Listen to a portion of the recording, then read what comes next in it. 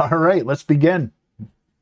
Thanks for tuning into the Twitch stream. We really appreciate it. Welcome back to another episode of What Else Can Go Wrong. Just kidding, just kidding. To my Twitch viewers out there. To those catching us on YouTube, you obviously saw the last video where the USB UART chip just decided to puke its guts out and stop working. But, you know, honestly, to anybody questioning or thinking, you failed. No, actually, this board has gone. We've had better success with this project thus far than it's typical. With especially a first revision, first board that we produced. We've come this far and we have a board that's actually functional. To have these little problems, this is actually still a victory with this board. We've come this far. We've gone through initial bench testing. Everything's looking fine with the design. We did some deep testing where we loaded down the power supplies and checked the heat rise, checked the voltage ripple on the supplies. And things are looking good for this board, even though we've had this failure. Again, in this industry, it's not often you have this type of success with a first board spin, a first version. It's not uncommon to build a first board, have it utterly fail, and then have to revise it and build another one before you can even do anything with it. So we did pretty good. Statistically, we did pretty good. So what we'll do is we'll continue some of the firmware development for the core examples, what I'm calling it, the firmware that the units will ship with to basically, and then the open source firmware that will be available. So when you know, if you want to build the board yourself with the files that will be available and the bill of materials and everything, if you want to just, you know, buy a pre-made unit from us, you'll have access to the core software, the core firmware, so you can learn how the board operates and how to incorporate your own code into it. It's supposed to be a learning experience. So today I would like to start working on at least getting the stepper motor working. But one of the first things we need to do is get the limit switches and the input control working. So I was thinking how we were going to do that. Since that's kind of core functionality, at least the limit switches and inputs, I think what I'll do is have all that monitored in the main loop of the actual main application. So if we go back over to the main screen here, so everything here in this components directory are basically just like additional things, like basically sub-functions. That way they're kind of offloaded into individual tasks, and we could call to them through the main.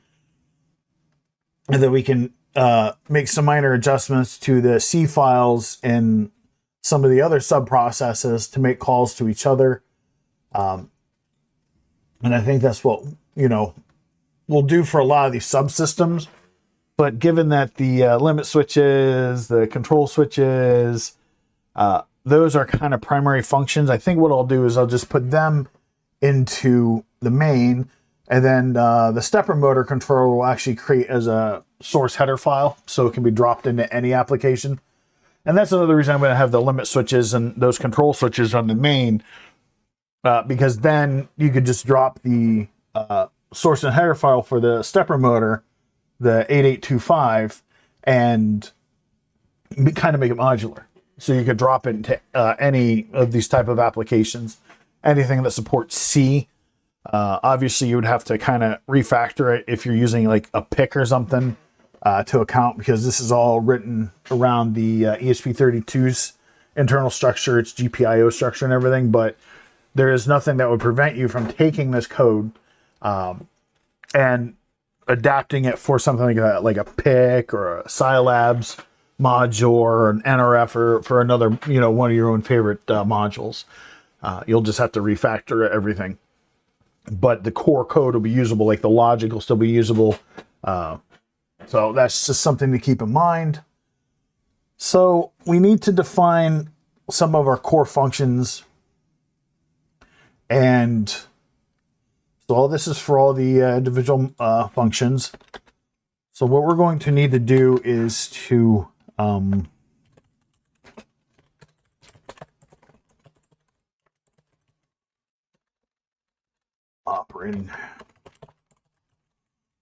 variables.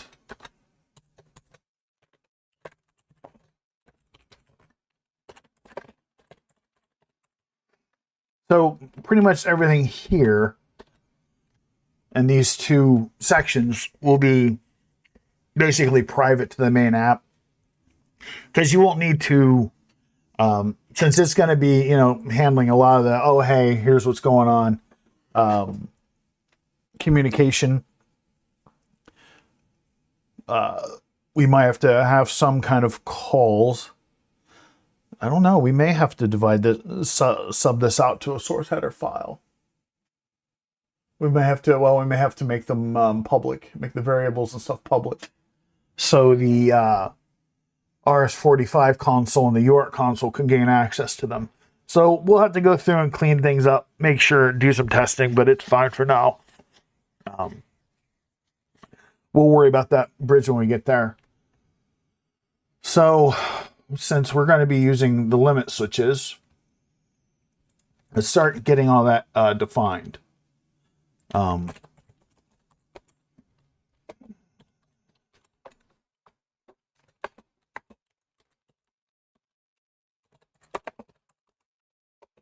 Now, even though we're not going to be using them, we're still going to define them here. That way, because it's going to be part of the demo code.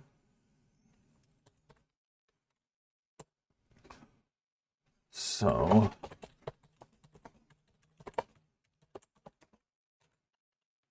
oops, I need to make sure that that's a note. And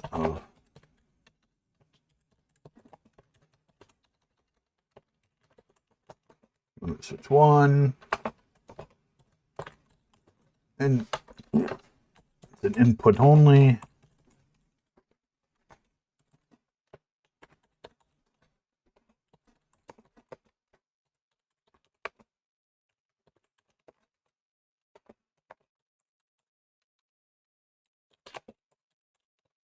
And we will do the best we can to document it and make it friendly.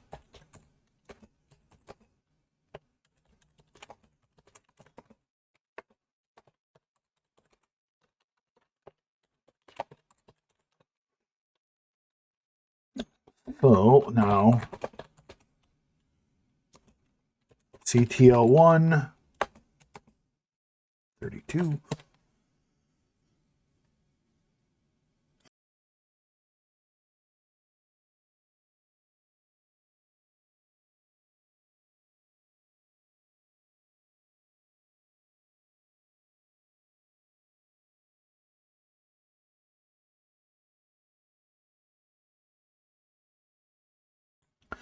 Yeah, this weather, I tell you, it's got my whole system messed up.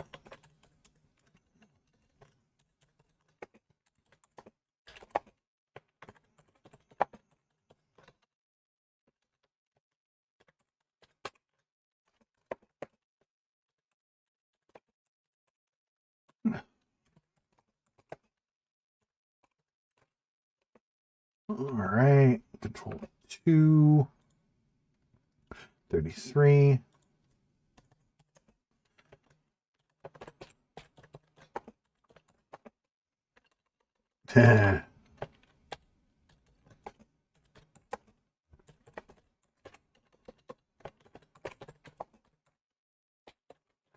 Now we may have to kind of clean this up to kind of, man, this weather. The dryness. Oh, keeps drying my throat out.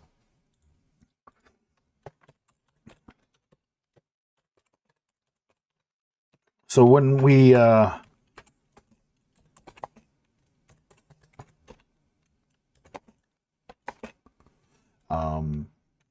create any documentation that we might pack with the unit for shipping, for sales,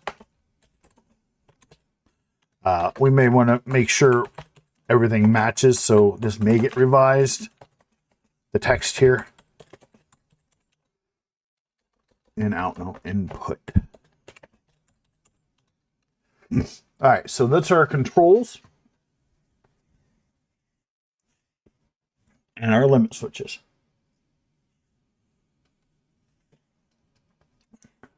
So the status LED will actually drive it separately in an actual source header file, because that's what I think what we'll do.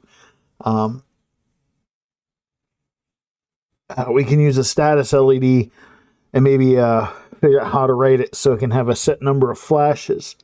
Basically, a byte or two, basically just to store flags. And then decipher the flags to kind of figure out basically the byte data to figure out what's, what could be flagging. We'll figure that out as we go, how we want to handle the status LED. But I'll definitely set that up as a source header file. That way it's kind of on the outside, and we can also incorporate it a lot easier into the. But we might have to figure out how to incorporate the RS-45 control into this. Because right now it's just going to be RS-45 is just going to be able to get information, mainly like cycle counts. So I think for that kind of functionality, what I'm thinking about doing is using the non-volatile memory space to store cycle counts. And maybe use that, that way we could pull the data out of through the RS-45 interface, because I still want to get that wire run between my workshop and my office to do the RS-45 testing, and I can have the machine running here and kind of check on it throughout the day to see if it's still going without actually having to. I can be lazy. Let's just say it like it is.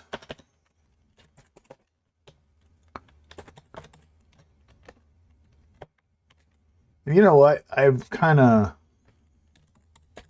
realized that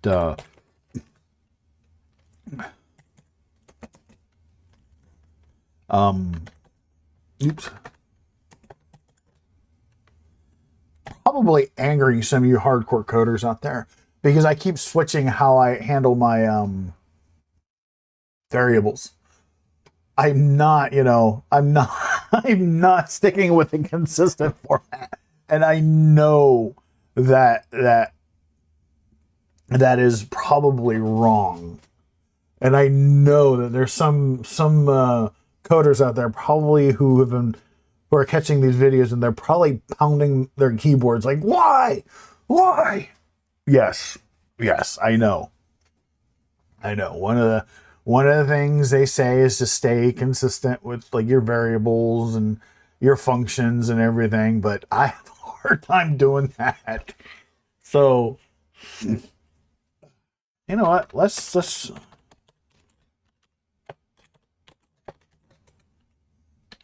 come on. Let's kind of clean it up. What do you want, little cat? Let's just clean it up. There we go.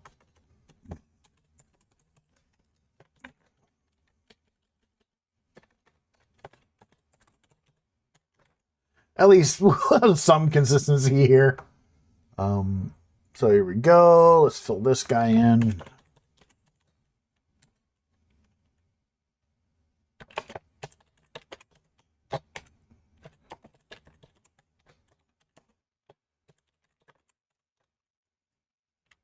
Okay.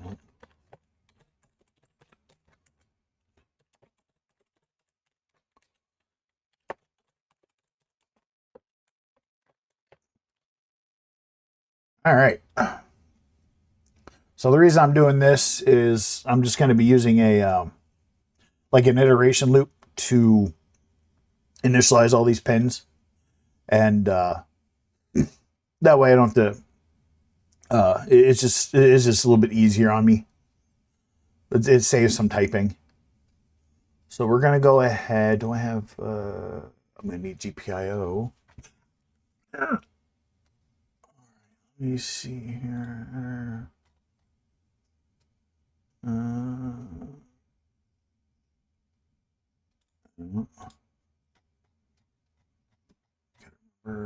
Driver GPIO.h.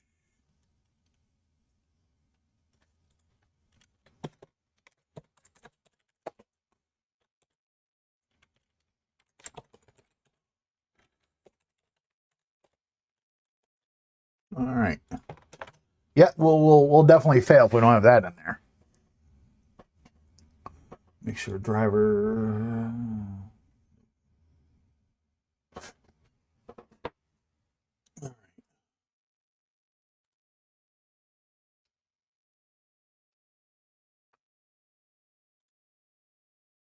Let's make sure.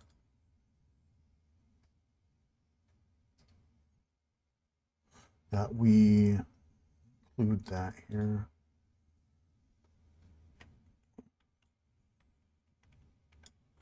Actually, I don't think we have to for this. We'll find out. If it fails, it fails. All right. I don't think we have to in the make files for this. Okay. So we got the GPIO driver. Boom, boom, boom, boom. So what we're going to do is we're going to just copy and paste this guy. Your GPIO pins.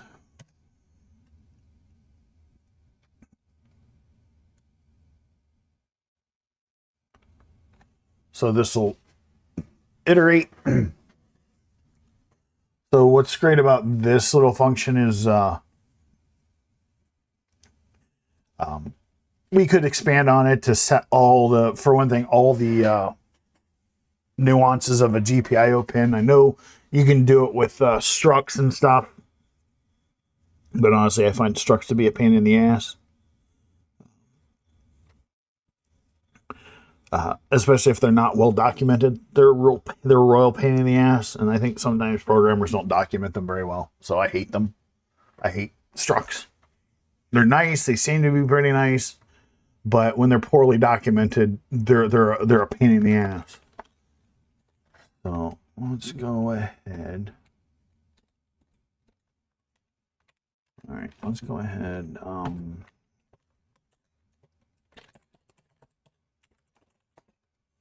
The PWM and driver.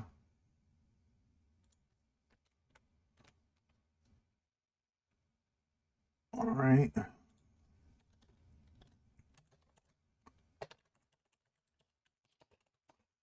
The UART.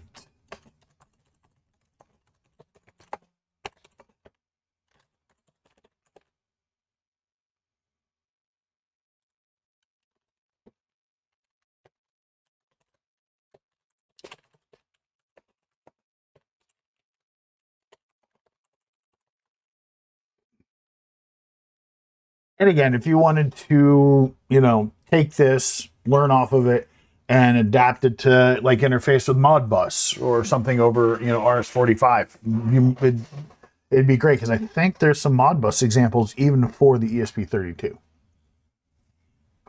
So I think you could build off of those examples and using the RS-45 that's already integrated in here. That's why I threw it on this kit, because it just gives it so much more capabilities. So so the reason I do this, like I said, you could do structs and do all this fancy stuff with it, but I find this is a little bit easier to understand and to follow. It gets the length of this list, runs it through the iteration loop, and it, this GPIO, then this one, then this one, then this one, then this one, and it sets them all up, and it goes by pretty fast. So that runs that, and plus it's expandable. All you have to do is just add your variables up here, append this list. It'll just automatically do it without having to add anything else. That's why I do this. Now, let's see here.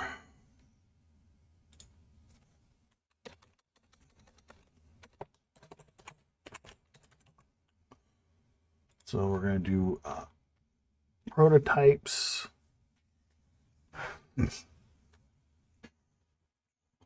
So those are that. So everything's going to happen down here in the main loop. So let's get rid of this stuff. Kind of annotate that.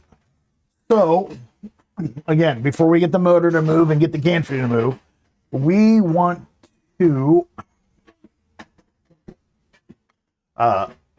do a couple of things here. First, we want to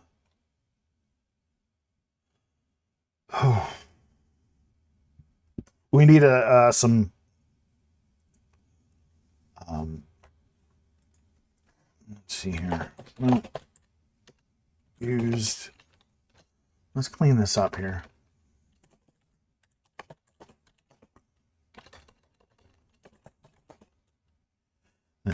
Example. Not using this example for reference only.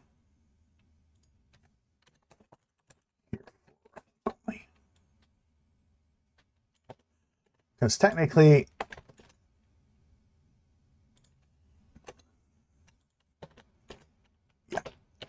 we're only using one control input, which is the button that I showed you, and then 2 limit switches. So limit switch 1 is the right hand side.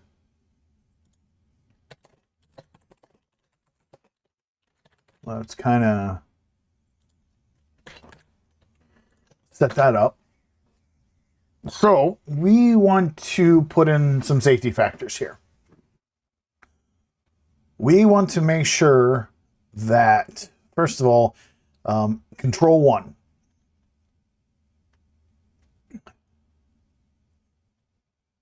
So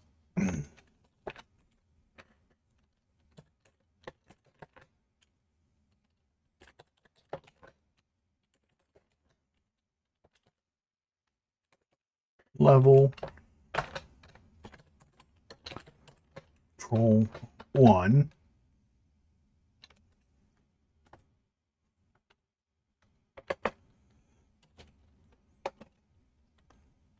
Zero.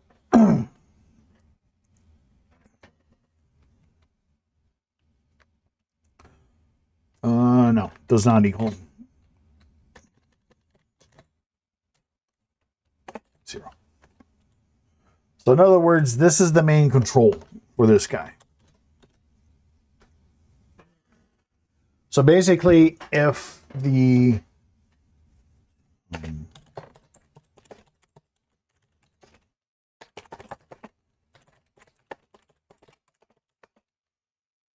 only proceed if the enable button is not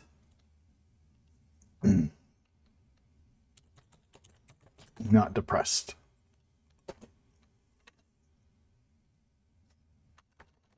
That sounds. The enable button is not engaged. In other words, right there is your first level of control. Now we need to look at the limit switches. If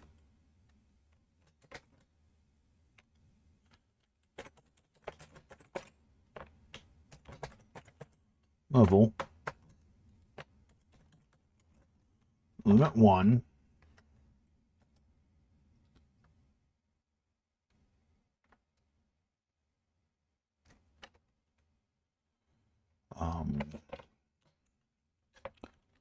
does not equal 1. Because remember, we're looking for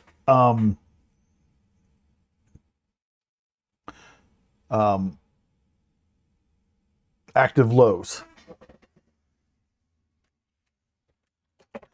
And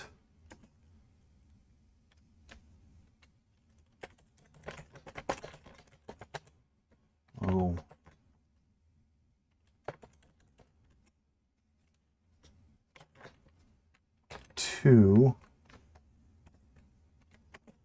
does not equal 1. All right.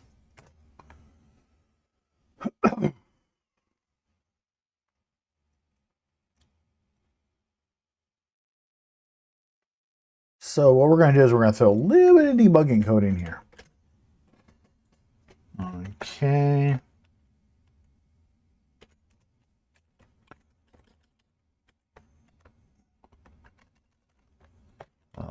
Enable.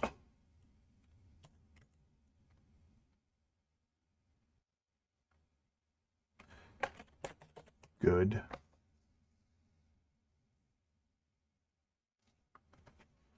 Okay. It's not equal 1. No, we might have to fix that logic because when it's traveling in between, it'll be, well, no, it's kind of a safety feature, so I don't think we'll have to worry about that. I think we're fine on here. Let's clean that up. Able is good. It's kind of, so what we're going to happen is, okay, does not equal 0. Let's go and build this. Watch it peek its guts out. Oh. All right.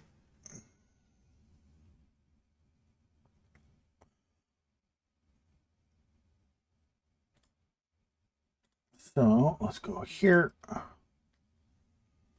So it's going to clear, enable. So it's not doing anything, but if I do push the button, okay, it's not doing anything. Why are you not doing anything? Okay. Oh, I forgot to enable the loop, the while loop. My bad.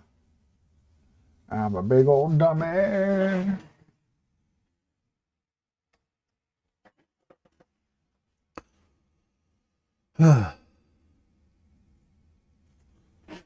Disable the button.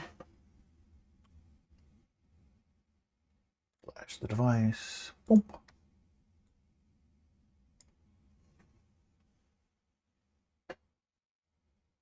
Okay, so cleared it. All right.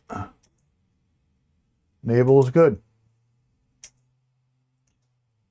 All right, so that means the first line of defense is working. All right. Now, one of the things I think we should go in here and do real quick before I forget is I typically don't work with the watchdog timer all that much in these guys. I might do so in the future. I forgot to disable the watchdog. And if I don't, what will happen is the ESP will just randomly reset.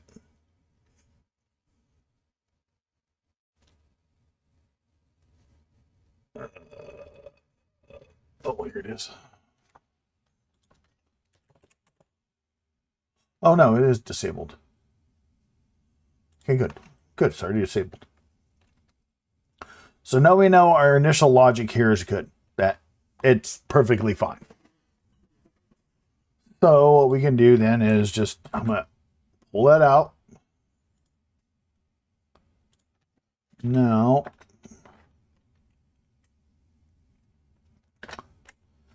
we'll clean up all the debugging code and all the empty lines, all the blank space. We'll kind of tidy it up as we go. So.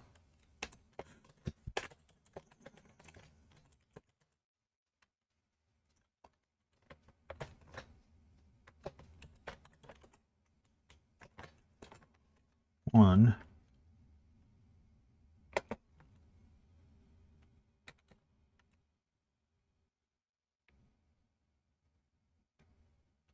Oh.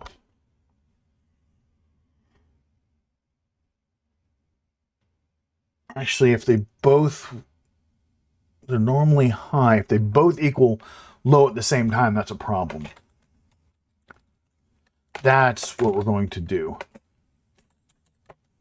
I know I was kind of, my logic was, I know where I was going.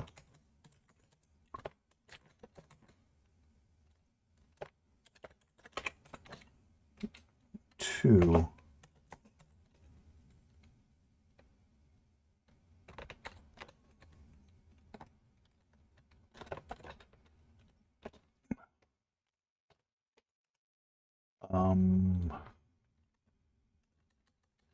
For now, there's going to be some debugging code, both.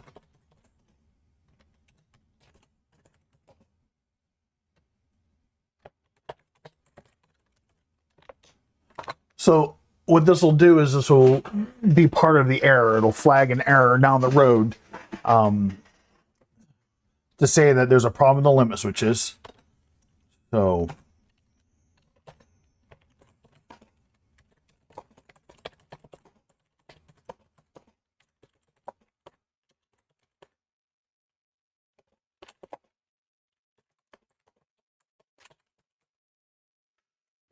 this will eventually become an error flag that'll be monitored.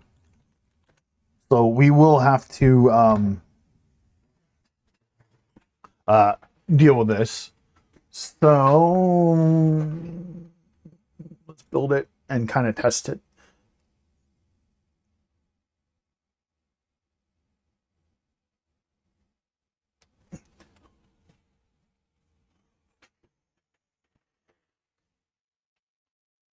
So right now, they both will equal high because they're both tied in to the board.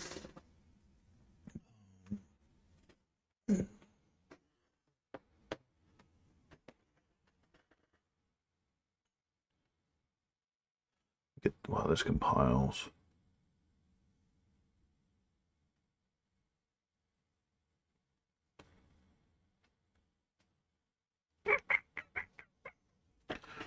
All right, get you back on here without causing any problems. Webcam, refresh. All right. So while that compiles and stuff. So yeah, the limit switches are connected. Okay, a little slow, but that's fine. So they're high right now. So we're basically looking for active lows. The reason that we want to do this is a safety factor. That way, if like a limit switch falls off, a wire gets broken off, or something gets snagged, it gets cut or damaged in some way, shape, or form, it'll automatically show up as a low, and the system will think that limit switch is tripped. But if both limit switches are showing as active low at the same time, and you could further extend the code out to say, hey, if all three limit switches are tripped at the same time, that there's a problem, which can be just as easily defined as somebody unhooked it, or it was never connected in the first place. So that's your first line of defense, and the first line of safety factor here. So that's what we're testing. Because again, we don't want something that could, at the end of the day, hurt anybody, and we want to show, even though I'm not a coder, I still want to show as best of, the best safety practices. In an ideal design, you would be using external devices like safety relays and, e-stops and things like that.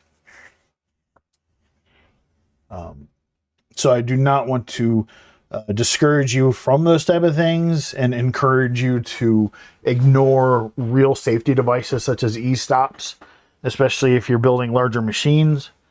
Definitely have safety built into it. Logic is good, microcontroller logic is good, but nothing beats an actual fail-safe disconnect where you just smash a big red button and everything it just kills power to everything. Nothing beats the safety of that, of having that ability with a machine. So I just want to put that out there. So the fault and stepper driver and everything, once we get everything kind of working together, we'll be monitoring the fault output from the stepper chip. Be monitoring that. We'll be kind of maybe even setting a temperature limits. So we have the fan control, but we're obviously going to write a module for the actual temp sensor, which is this little guy right here, which is using an ADC. We'll write a module for that, source and header file for that.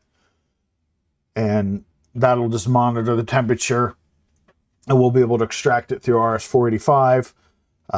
It'll just be a C value, and we can set it up in the error module that we're going to be coding for this to say, hey, I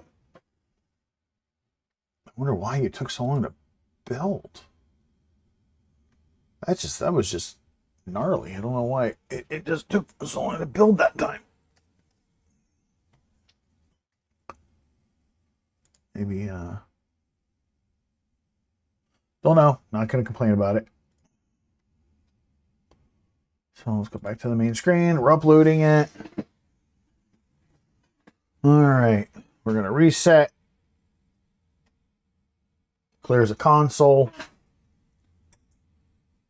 Okay, so it's saying they're both disconnected.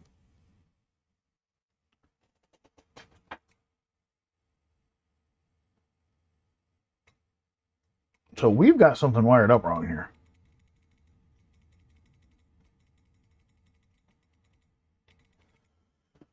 So that's something normally closed. Is my logic wrong? Limit 1 equals 0, or are we not?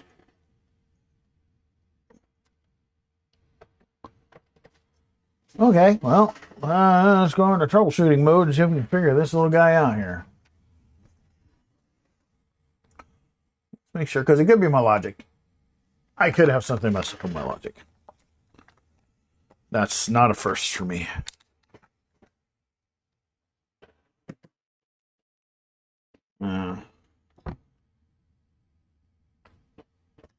So we have the enable switch, which obviously is working. But we should be getting...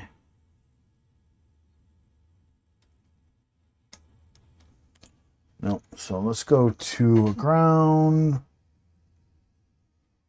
Because grounds are all the same. Let's see if I find a clip. It's a lot easier to use a clip than to try to hold a lead. Grab the ground.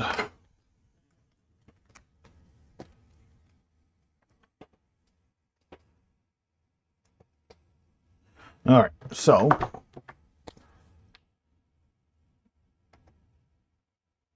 yeah, okay.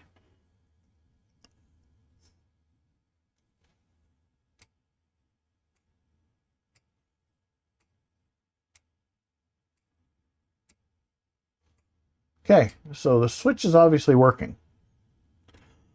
Remember, the red side is supply coming from the power supply. Goes through the switch, which is normally closed, to this side, to the black wire. So that's limit 1. So we come over here. And limit 2. Okay. So. Okay, obviously, hardware is fine. All right, obviously, hardware is fine. We're wired in fine. They're both high. They're getting high to there. We know the inputs worked. So why are they showing up as disconnected? And I'm pretty sure it's my logic. And all right, maybe I need to expand that out. Maybe I need to put brackets.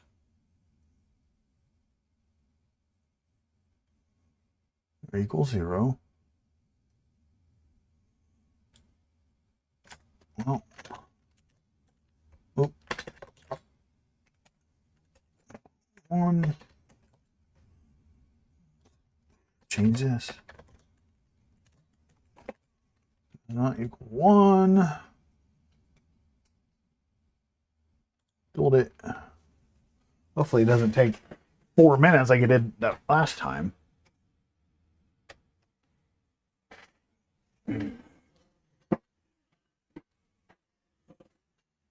Oh, I don't know why I acted up last time, but here we go.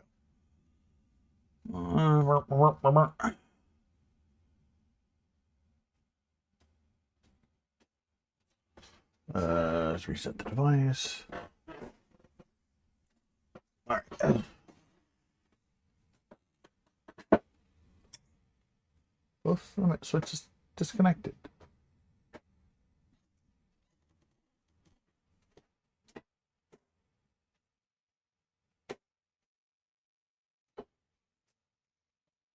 Do I not have the right GPIO for these guys?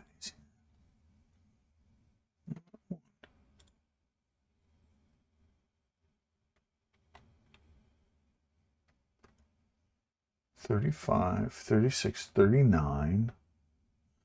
No, because the control's working. No, that's fine for there.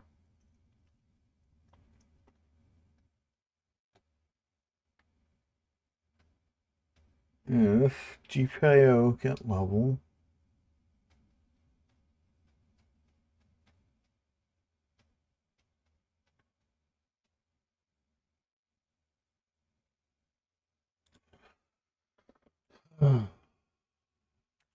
Sometimes I've had to do some goofy stuff like that. We'll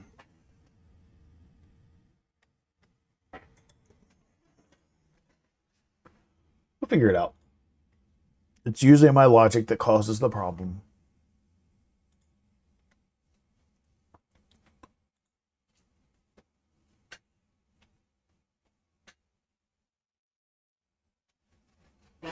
Right.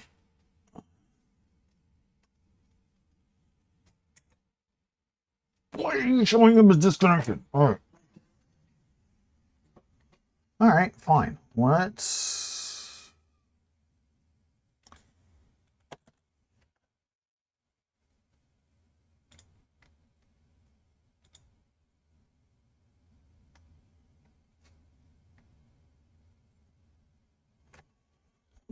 don't tell me we need variables to hold all this stuff.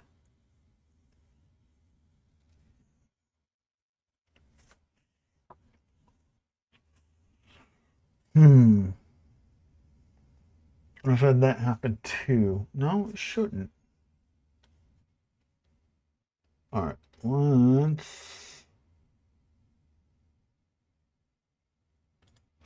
let's see here.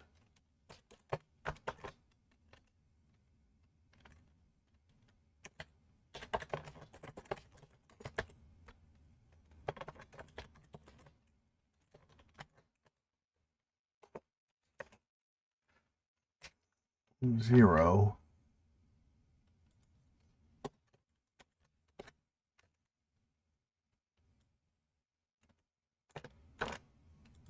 First.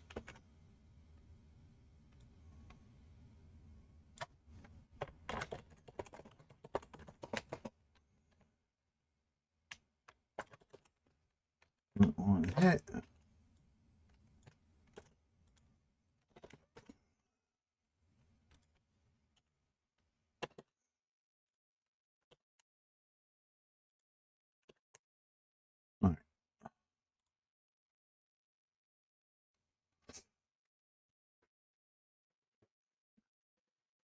Let's first see if it's even reading them right. I may have to store them in like bowls or something. Doing that.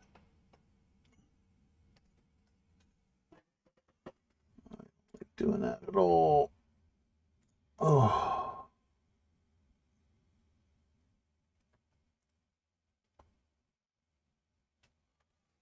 Right. Why is it acting like they were hit?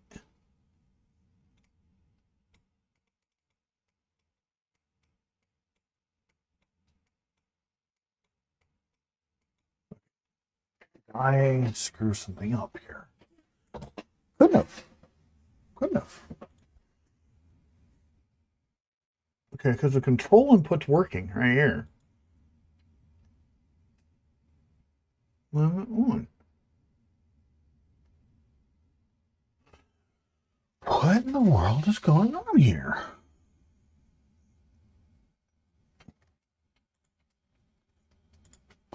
Let's check the actual signal output. All right.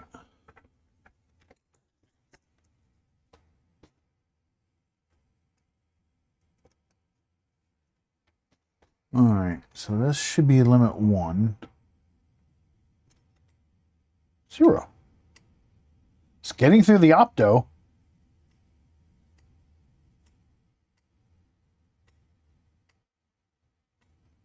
And then this should, that's why I put these test points in here. Getting through the opto.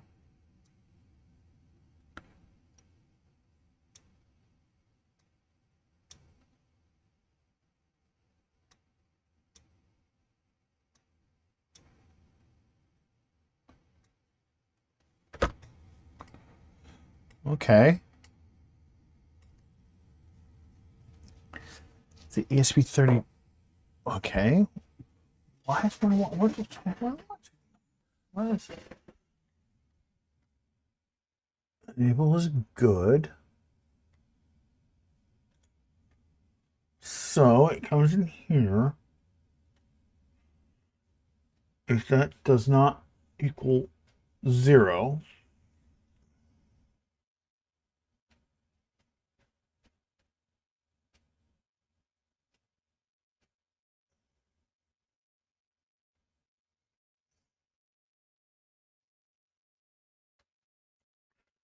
let's check the voltage on the control side.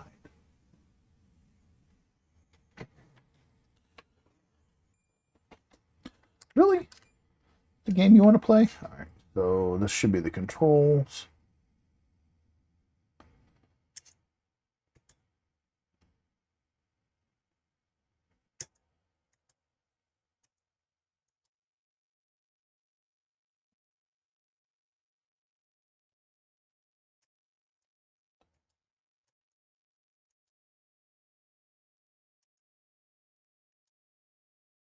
Yeah.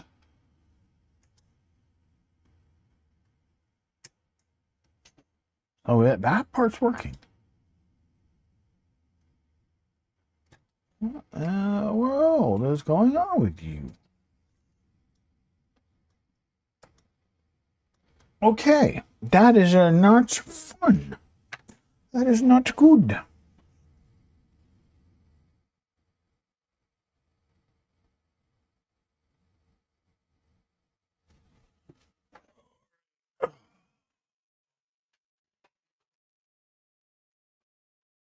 Limit 1. 35.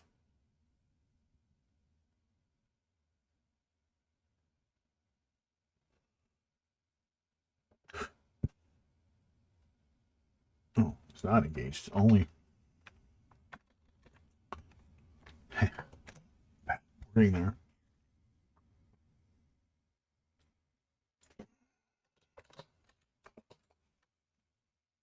Somehow.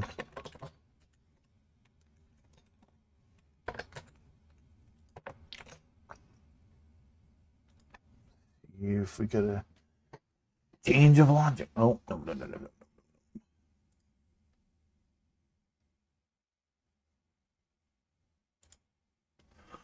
All right. So the biggest reason I'm disappointed about the USB UART bridge chip failure is now I've got to hit the boot and enable buttons, but that's why I put them in the design. That's why we put them there. In case of failures like this.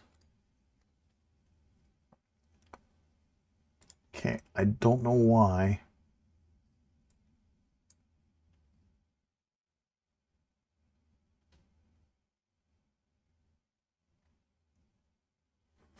All right. Enable that reset.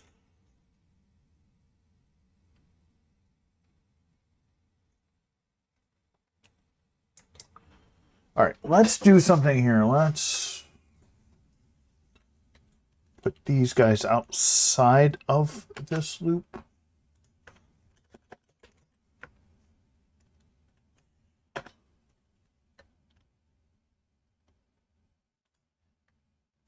Let's see if somehow... Damn it, I keep hitting the wrong button. I keep hitting flash instead of build, so...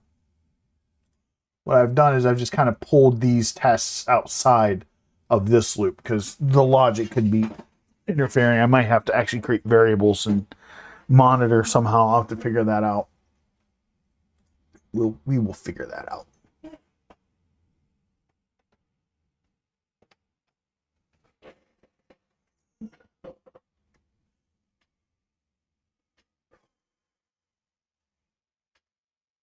Flash.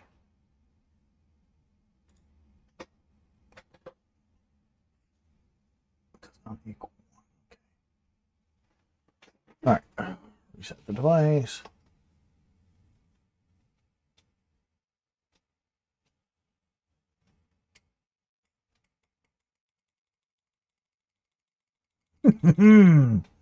So something is going wrong here.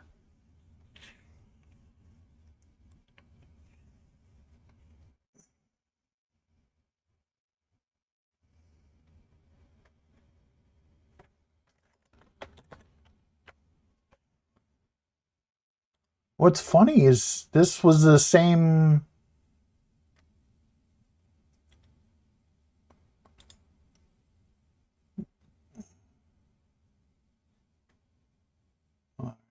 Three, 2. Limit 1 is 35, 36, and 39. All right. 3.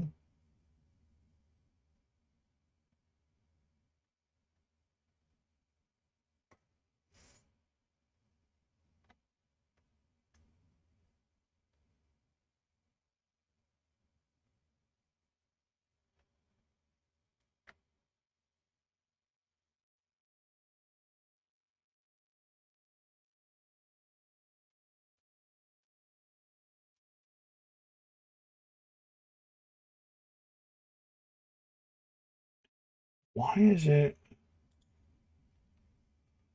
Okay, let's see what control.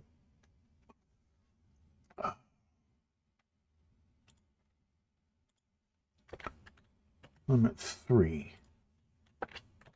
Because we did initialize it. Let's see. And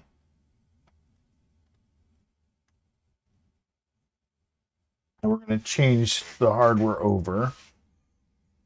Build that. So we're going to do is shut that down. We're going to just kind of move this one guy over the limit switch 3.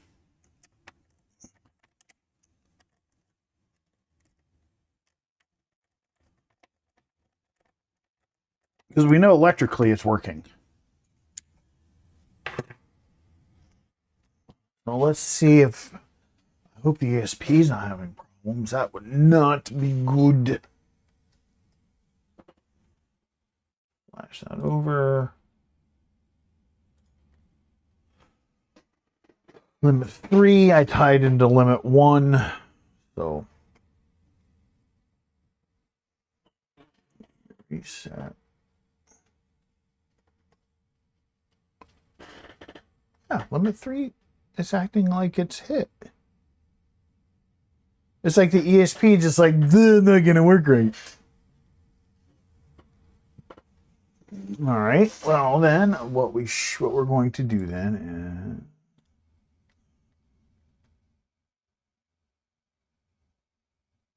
is... All right, let's go control.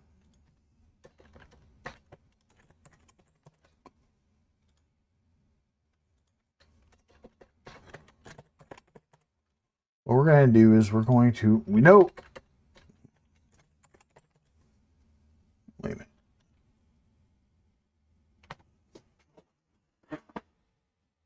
Oh, my bad.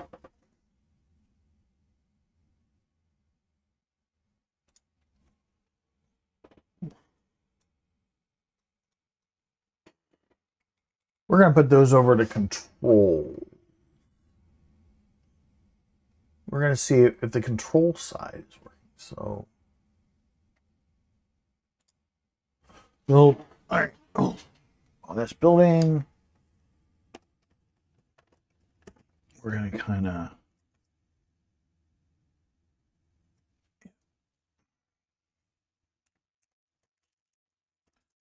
steal the control. I don't get these backwards here. I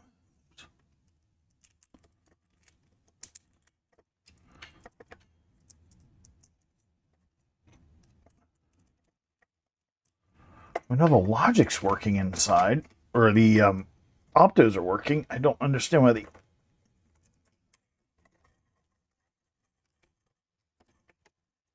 We know control input 1 works.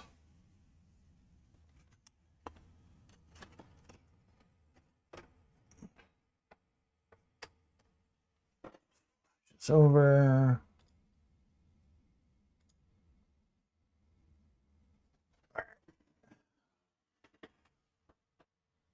So we know control 1 works.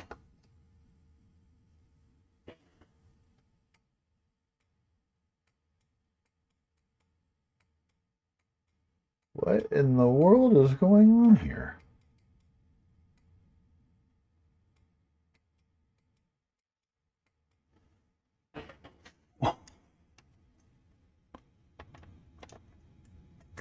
Okay. I probably have something severely flawed in my logic, and I need to really figure it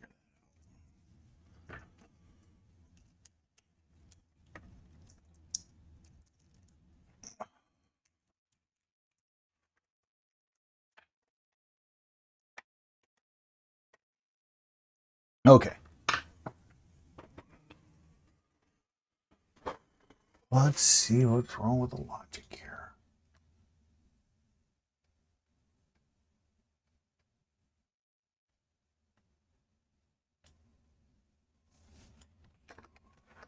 Okay.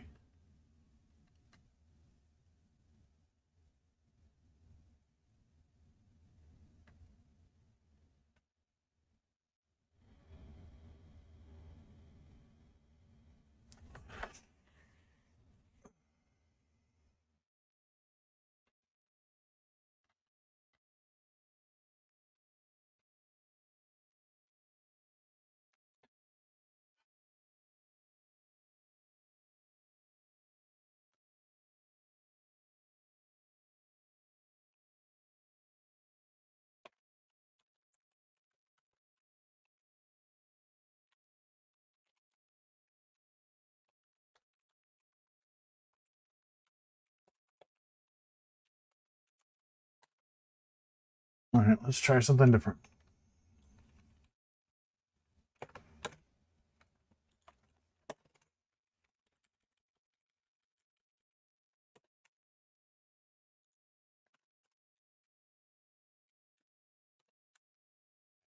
Doing things like this. Control 1.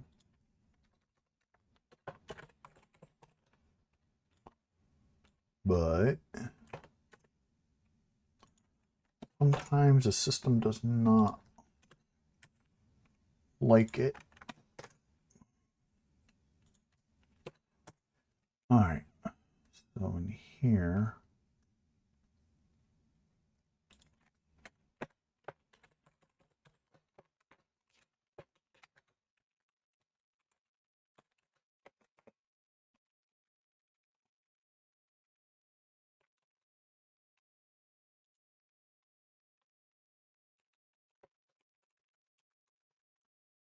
I had things act like this before.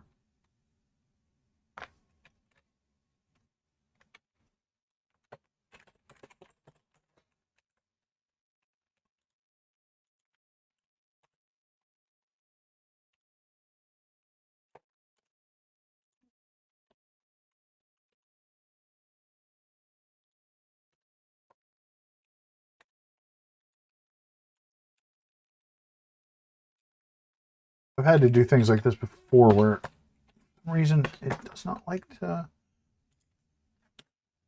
All right. limit.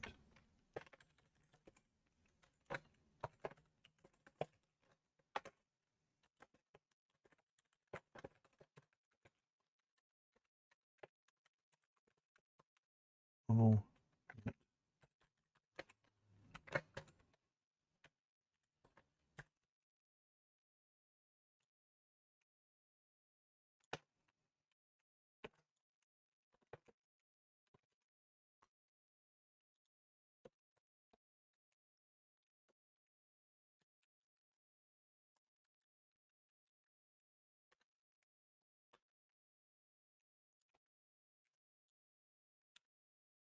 If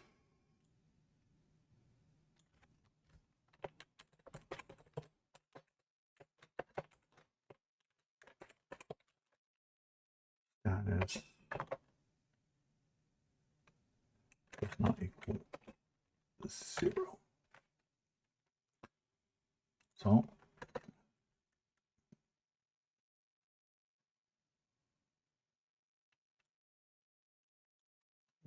limit.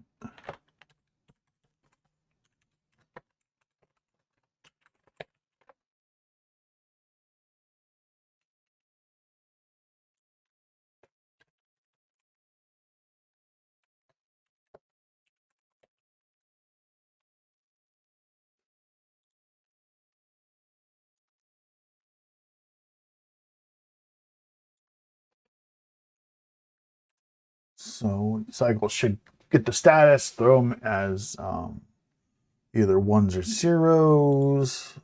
Right, that goofiness. Being in the rear.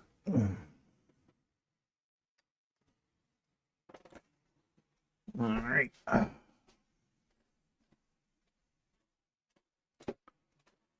Flash you over. All right. Okay, so let's see. And yep.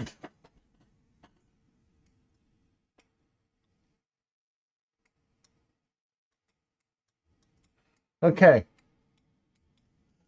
All right. We're better. This is actually good. It's actually reading. It's not so.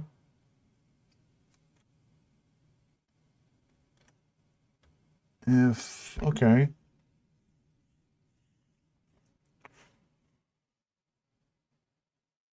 If,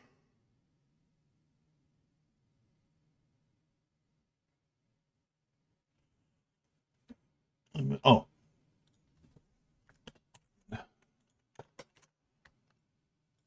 Yeah, I was afraid of that. I was afraid I'd have to.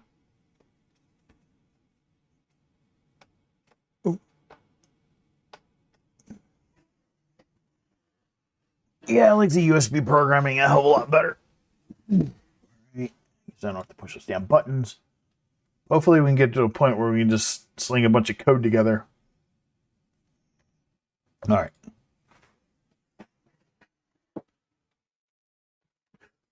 All right. Enables good. No errors. Ha! There we go.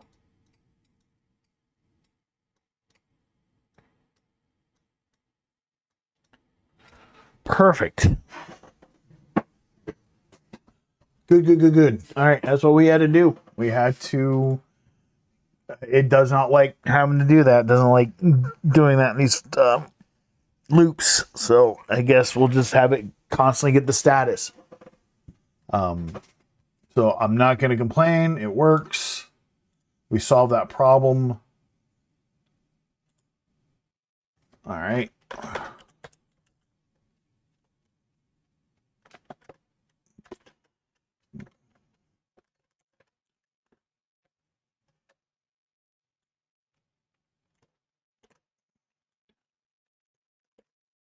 So one last thing before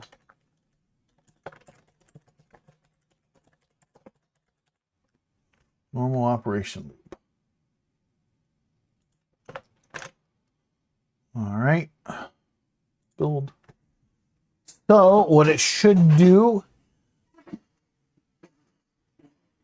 because in this section we'll have it do a bunch of things like not only set error flags, but also basically shut down the stepper motor and things like that. Basically, it's just a form of a failsafe. But what I want to do is just make sure that... Okay, so what we're going to do... And there's that. Normal operation loop. Okay, enable is good, but both switches are disconnected. Normal operation loop. All right. So now we have our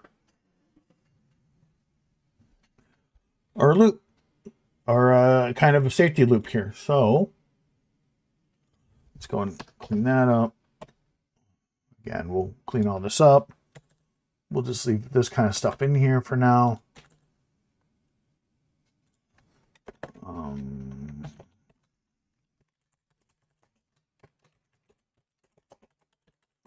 Visual safety check. Actually, this would be a...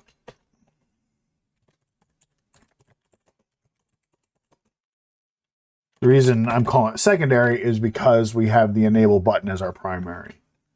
Safety check. If both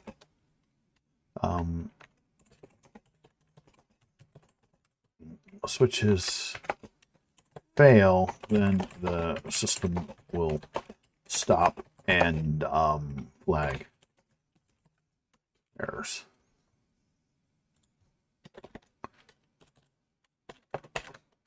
This is our main section in the system. So in the long run, there probably will not be a delay, or it'll be extremely short down here. This is mainly that way these error messages are at least a little bit readable. But when we go through this and clean it up and get things actually working and fully fleshed out, sussed out, we won't have to watch from the main loop. We won't have to watch for these debug messages to come through. Everything will be in the error system. So this is good. This is what we needed to do. This is going to be our main operation loop. And so we're going to, let's go ahead and throw in up here, bool.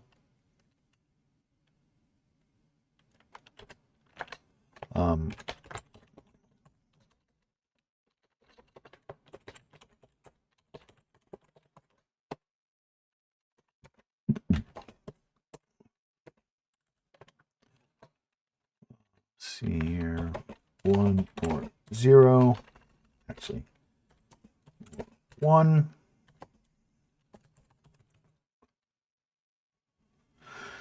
Handles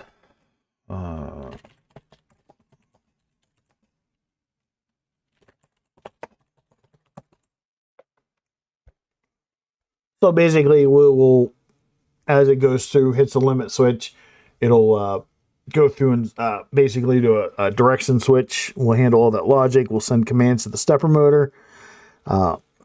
So I think tomorrow what we'll do is we'll start coding the stepper motor, because we need to get that coded to start coding some of these other things. It becomes a headache.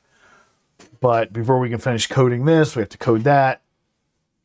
And then kind of work on them together. So when this limit switch is hit, it can tell to switch direction. We have to figure out how we want to interface with the stepper motor controller, the 8825, but we'll get there. We're making progress. Again, it's a shame that the USB chip broke, but you know, them's the breaks. That's life. And we'll just move forward from it. And one thing I do want to make a note is I just went ahead and took the plunge and picked up a new scope for myself, because, you know, the Pica scope is nice, but it has some functionalities and stuff that, you know, it doesn't compare to a good desktop scope. So I just went ahead and said, heck with it. I've needed a scope for a while. Go over here.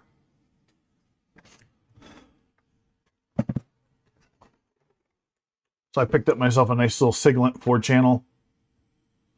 I think it's the same one we use at Sanksoft, or it's a similar model. It's much easier to set it up and use it. And also it's got the decoding. It can decode I2C, SPI, and other things. So I just wanted something a little bit easier to deal with, a little bit better. Nice little desktop setup. So I just said, heck with it. Took the plunge, bought myself a scope. And over the time, I'm going to be adding more test equipment to my workshop. As more things I want to develop and flesh out. But this guy, we're making progress. I'm happy. Things are working. And it's a big improvement to how we were yesterday. Yeah, again, bummer that chip's broken, but you know, I'll take it. It works. So for now, I will end the video here. And tomorrow we'll pick up where we left off with the coding and start getting the stepper motor driving, because I know that's what a lot of you want to see. Now that we got kind of our logic kind of figured out, how the ESP32 wants to be a little baby and just we have to store all this. Now I could store it in a larger integer in a single integer because to save memory. So what we could do is we could use basically just like basically how we did with the GPIO inputs right here. We can define an integer to store basically just call it like input states, and you know, have them all there, and then add to, you know, change them as we go. That way we can conserve memory, but I don't think memory is going to be a problem with this guy, so I don't really mind it. It might be a more efficient way of doing it, to where we could, you know, basically go off the index, change that, you know, write that index value, or read it down here, you know, in the loop. Basically we could go and blah blah blah, you know, this status, have it all bang through one, but I don't think it really matters. I think we're fine. And this, to me, sometimes is a little bit easier, because then the logic's easier to see. It's a lot easier to follow and flow through, especially for beginners. Sometimes you start doing all these fancy things, it's harder for somebody who's new at programming to follow and understand what you're trying to accomplish. So I'd rather make it as easy as possible. While it's not the most efficient, not the most sexy when it comes to programming, it's going to look a little bit messy to a professional programmer, and I'm fine with that, because it's not really for you. It's for beginners. So they have an example to go off of, to at least learn how to work this stuff, to read GPIOs, set GPIOs, and basically talk to peripherals. So that was kind of also the point of this, to make it as easy for a newbie to learn. Because that was one of my struggles with getting into programming and learning to develop firmwares. You find these examples, and there are these extraordinarily written things, and you spend hours just trying to decipher what in the heck they're trying to do, trying to, you know, read all the documentation. And if they didn't document everything, they get these fancy structs in there, and you're trying to figure out how to talk to it. Granted, you know, that's something you should learn how to do, but when you're just beginning, it's overwhelming, and it's discouraging when you can't get something to work, or to do something right off the bat, when you've got to spend, you know, 5 hours to solve to basically code something that should have only taken like 10-20 minutes. So it's very discouraging for new users, and that's what I'm trying to do, is clean this up. I will document this. I will keep adding comments. and try to make it friendly to better documentation. And we'll go from there. So thanks for hanging out with me today. Tomorrow we'll make more progress on the coding and hopefully get the stepper motor to move and hopefully get the gantry to move. And then we'll code some of the other subsystems in here. I'm not opposed to printing another TPU belt if we need it, you know, because I kind of want to start the actual long-term test with a new belt, and we'll go from there. So thanks for hanging out with me tonight, and I will catch you guys tomorrow.